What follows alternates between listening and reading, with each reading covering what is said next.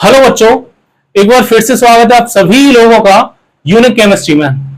बेटा, हम जब भी केमिस्ट्री के न्यूमेरिकल्स के बारे में बात करते हैं तो हमें एक शब्द देखने मिलता है, अणुभार। क्या? अणुभार, जिसे इंग्लिश में कहा जाता है मॉलिक्यूलर मास, ठीक है, या फिर मॉलिक्यूलर वेट भी कह सकते हैं। तो इस लेक्चर में जानेंगे हम कि अणुभार कैसे निकाला जाता है। ठीक है, ये वीडियो आपके लिए बहुत ही यूजफुल होने वाला है, इसलिए वीडियो को पूरा देखें और ऐसे ही धांसू कॉन्सेप्ट जानने के लिए हमारे चैनल को सब्सक्राइब करें। आज के बाद आपको अणुभार निकालने में कोई भी प्रॉब्लम नहीं आएगी। ठीक है, तो ध्यान से देखें, पूरा वीडियो देखें। तो चलिए स्टार्ट करते हैं आज का लेक्चर। देखिए, सबसे पहले हम जान लेते हैं कि परमाणु क्या होता है और परमाणु भार क्या होता है। ठीक है, जैसे हमारे पास कुछ एटम है यहां पे जैसे हाइड्रोजन है, हम बात कर रहे हैं इसका परमाणु भार और परमाणु क्रमांक कितने होते हैं। ठीक है, तो यहां पे जो परमाणु भार होता है, एक चीज ध्यान रखना, यहां जो परमाणु भार होता है वो परमाणु क्रमांक का लगभग दूना होता है। मतलब ये कि यहां पे जो परमाणु क्रमांक है ये इसका दूना होगा परमाणु भार। जैसे यहां पे 2 है, यहां पे 4, यहां पे 6 है, यहां पे कितना 12 है, यहां पे 7, यहां पे 14, यहां पे 8, यहां कितना 16। ऐसे ही लगभग बराबर होगा, किसी का बराबर होगा किसी का नहीं होगा। तो जिसका बराबर नहीं है उसे ध्यान रखना। बाकी कुछ इंपोर्टेंट लिखे हैं मैंने यहाँ पे, तो इन्हें ये पूरे ही याद रखने आपको। ठीक है, क्योंकि इनके बिना हमारा अणुभार निकालना इम्पॉसिबल है। तो ये याद होंगे तभी अणुभार निकाल पाओगे, नहीं तो कोई चांस नहीं है अणुभार निकालने का। ठीक है, तो सबसे पहले कि हाइड्रोजन का परमाणु भार कितना होता है 1, और परमाणु क्रमांक भी कितना होता है 1। तो इसको याद रखना, दोनों जगह क्या 1-1। ठीक है, हीलियम का होता है 4, लिथियम का होता है 7, कार्बन का होता है 12, नाइट्रोजन का होता है 14, ऑक्सीजन का होता है 16, सोडियम का होता है 23, मैग्नीशियम का होता है 24, एल्यूमिनियम का होता है 27, सल्फर का होता है 32, क्लोरीन का होता है 35.5, पोटेशियम का होता है 39 एंड कैल्शियम का होता है 40। तो कुछ इंपोर्टेंट परमाणु भार है, इनको याद रखिए। ठीक है, देखिए सबसे पहली बात, कौन से आपको ज्यादा याद रखने, पहला ये याद रखना, दूसरा तीसरा। ठीक है, सोडियम का याद रखना है, इसके बाद सल्फर का याद रखिए, क्लोरीन का याद रखिए, कैल्शियम याद रखिए। ठीक है, बाकी एक हाइड्रोजन याद रखिए। तो इन्हें याद रखना। बाकी कुछ ऐसे हैं जिनके कार्बन लगभग दूने नहीं है, जैसे लिथियम का 3 दूनी 6 होना चाहिए, लेकिन कितना यहाँ पे 7। ऐसे यहाँ पे सोडियम का कितना होना चाहिए 11 दूनी 22, लेकिन कितना है 23। तो कुछ ऐसे हैं जिन्हें याद रखना। और सबसे मेन ये वाला अवश्य याद रखना, क्लोरीन का कितना होता है 35.5। ठीक है, तो चलिए स्टार्ट करते हैं हम कि अणुभार कैसे निकाला जाता है। ठीक है, चलिए जानते हैं, कुछ एग्जांपल से देखते हैं कि अणुभार निकाला कैसे जाता है। ध्यान से देखिए, मैं बात कर रहा हूं CH4 के बारे में। CH4 का नाम होता है सर मैथिन। ठीक है, तो देखते हैं इसका अणुभार निकाला कैसे जाता है। तो मैं आपको 2 तरीके बताऊंगा निकालने के, ध्यान से देखें। सबसे पहला कि यहां पे जो भी एटम है, कितने एटम है देखो, एक तो कार्बन है, 4 हाइड्रोजन है। तो आपको कैसे लिखना है, 1 कार्बन और 4 हाइड्रोजन, कुछ इस प्रकार से लिख देते हैं। ठीक है, सबको बीच में क्या कर देना है सर, प्लस। कितना कर दोगे, कार्बन लिखा, 4 हाइड्रोजन ऐसे लिख दिए। इसके बाद कार्बन का एटॉमिक वेट लिखना है कितना, देखो 12, प्लस हाइड्रोजन का 1 प्लस 1 प्लस 1 प्लस 1। तो हाइड्रोजन का एटॉमिक वेट कितना होता है देखो 1। ठीक है, तो टोटल कितना हुआ सर 12 और 4 कितना 16। इसका यूनिट होगा ग्राम प्रति मोल। ग्राम प्रति मोल का मतलब ये है कि 1 मोल में 16 ग्राम मैथिन होता है।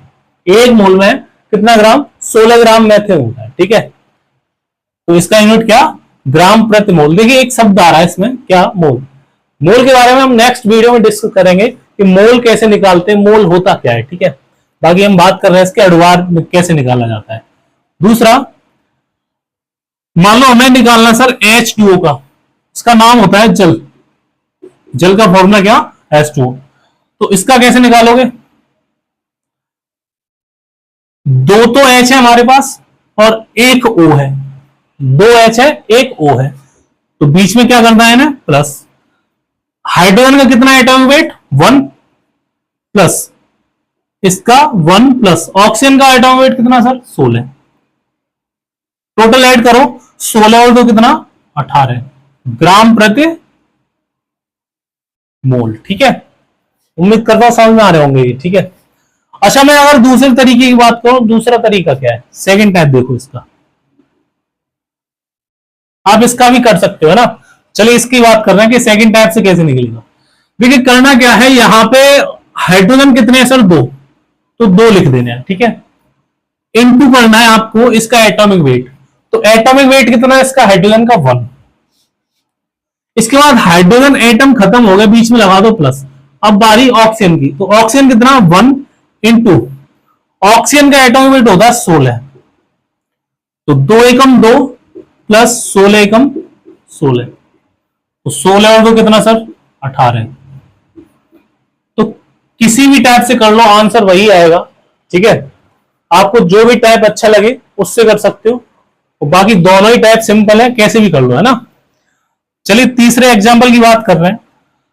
हमें मान लो हमें निकालना है सर NaCl का अणुभार, किसका NaCl का, इसका नाम होता है सोडियम क्लोराइड या फिर साधारण नमक भी कहते हैं इसे, क्या कहते हैं साधारण नमक। ठीक है, तो NaCl का अणुभार कैसे निकालोगे, देखो यहां पे Na और क्या है Cl, एक तो Na है और एक Cl है।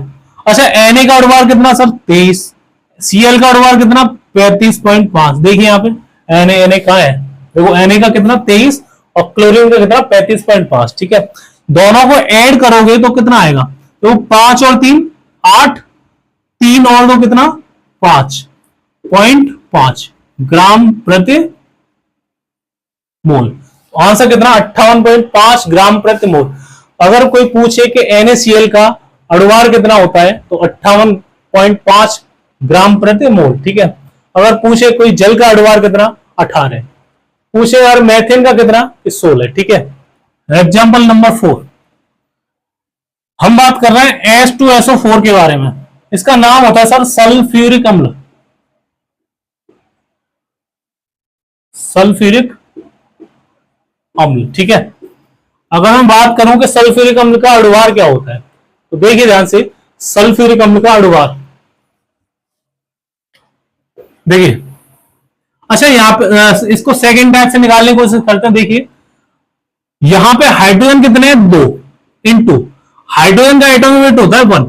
देखिए हाइड्रोजन का एटॉमिक वेट 1, जब हाइड्रोजन खत्म हो गया इसके बाद लगा दीजिए प्लस।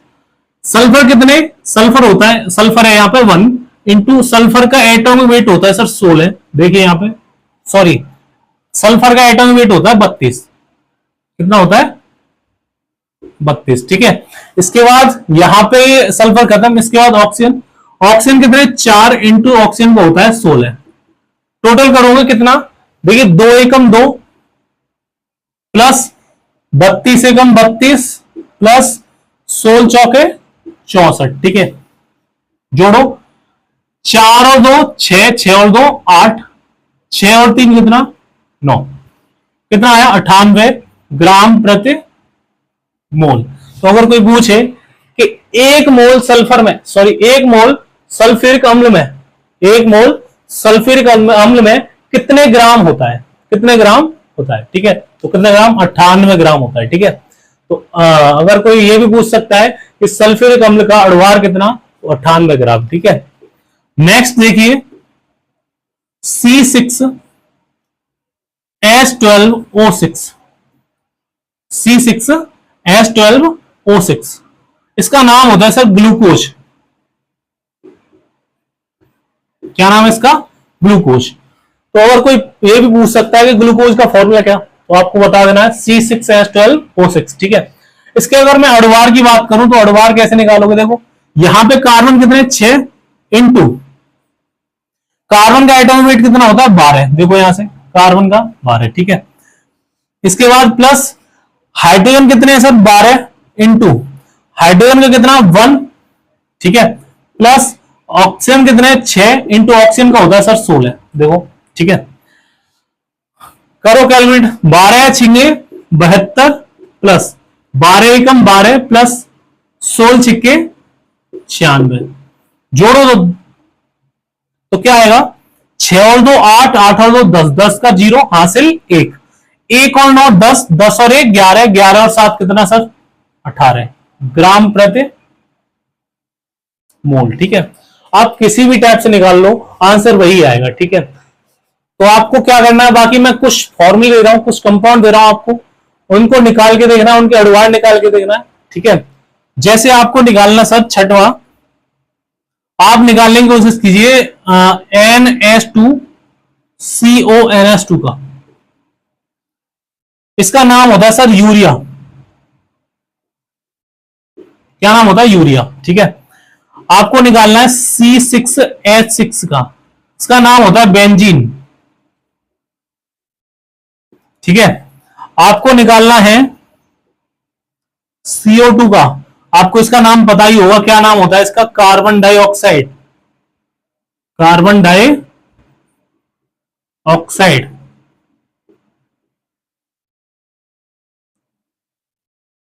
ठीक है, आपको निकालना है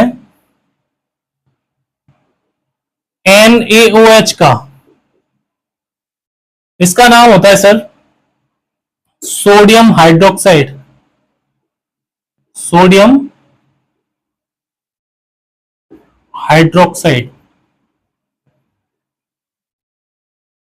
ठीक है, एंड लास्ट आपको निकालना है HCl का, इसका नाम होता है हाइड्रोजन